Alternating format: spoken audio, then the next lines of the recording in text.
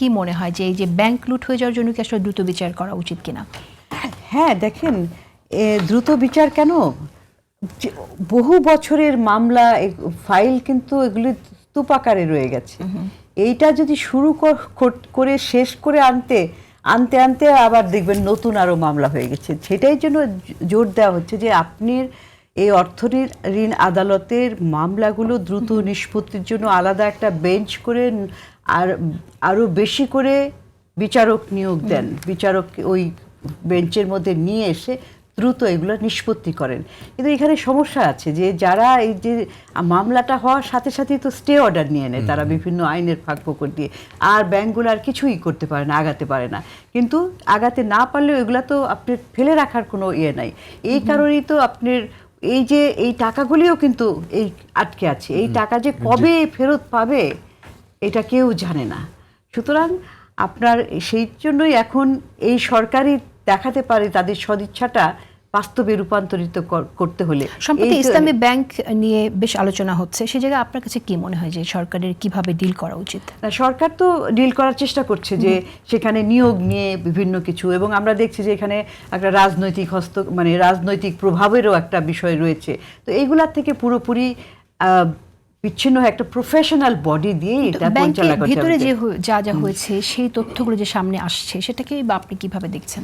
আমি তো মোটেই আপনার সুশাসনের জন্য একটা কন্ডিউসিভ একটা ইয়ে দেখছি না। হ্যাঁ, কারণ আমরা কি বলছি যে ব্যাংকগুলো রাজনৈতিক প্রভাব মুক্তভাবে পরিচালিত হবে এবং ব্যাংকের ঋণগুলো সত্যিকার যারা গ্রাহক কিংবা সত্যিকার যারা বিনিয়োগকারী তাদেরকে দেওয়া হবে, এবং সেই ঋণগুলো এমনভাবে যাচাই বাছাই হবে সেটা কার সাথে কার কানেকশন সেটা দেখা হবে না।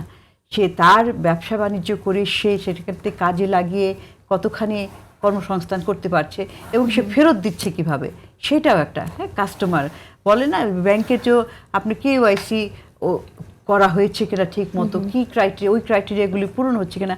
আমি যেটা বলতে চাচ্ছি যে একটা প্রফেশনালিজম ব্যাংকিং খাতটাকে আনা, এটার মধ্যে আর কোনো ফ্যাক্টর কাজ করা উচিত না, তাহলেই একদম ব্যাংক সেক্টরটাকে বাঁচানো যাবে। আদারওয়াইজ এরকম হস্তক্ষেপ, এই গ্রুপ আসবে আবার ওই গ্রুপ আসবে এবং তারপরে একটা চাপ সৃষ্টি হবে, বাইরে থেকে চাপ সৃষ্টি হওয়ার ফলে আবার আন্দোলন শুরু হবে।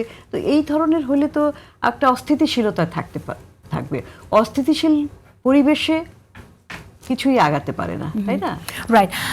আমরা ক্যাশলেস ব্যাংকিং নিয়ে একটু কথা বলতে চাই। সরকার তো আসলে এই যে রাজস্ব আয়ের যে প্রত্যাশা, আমার মনে হয় সেখানে ক্যাশলেস ব্যাংকিং অনেক বড় একটা ফ্যাক্টর হিসেবে কাজ করছে।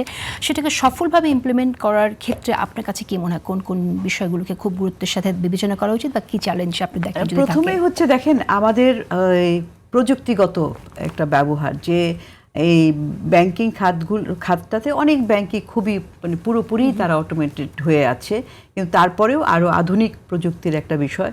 আর আপনি যে করের কথা বললেন, এটার সাথে যে কর ফাঁকিরও বিষয়, সেটাও তো সেই তার পাশাপাশি আমাদের রাজস্ব বিভাগ সেটাকেও অটোমেটেড হতে হবে।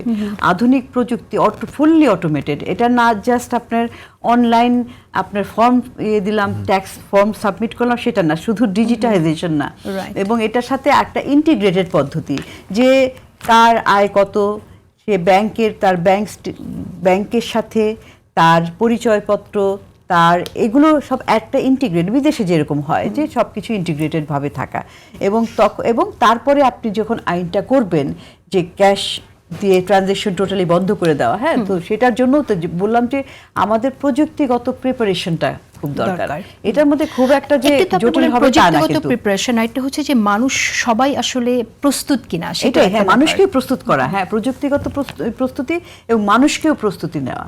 যে আমাদের তো একটা অনেকেরই অভ্যাস হয়ে গেছে যে আমরা ক্যাশ, বাংলাদেশের একটা বিশাল জনসংখ্যার একটা বিশাল অংশে তাদের ব্যাংক অ্যাকাউন্টই নেই। এক্স্যাক্টলি, হ্যাঁ, এই যে ব্যাংকের কথা বলছি, ফাইন্যান্সিয়াল ইনক্লুশন, যার একটা মানদণ্ড হচ্ছে যে ব্যাংক অ্যাকাউন্ট থাকা, সেটাও তো নাই। তো ওইগুলো তাদেরকে ব্যাংক অ্যাকাউন্ট করা, তাদেরকে এই ধরেন বিভিন্ন ধরনের যে অ্যাপ, এগুলাকে সরকারকে নানাভাবে প্রণোদনা দিতে হবে, এটা ক্যাম্পেইন করতে হবে। বাজেট নিয়ে যেহেতু আমি বলবো যে প্রত্যাশাগুলা সত্যিকার অর্থেই খুবই সুন্দরভাবে দেখানো হয়েছে, প্রাপ্তিটুকু যেন ভালো হয় এবং তার লক্ষ্যে যেন সরকার দৃঢ়তার সাথে কাজ করে।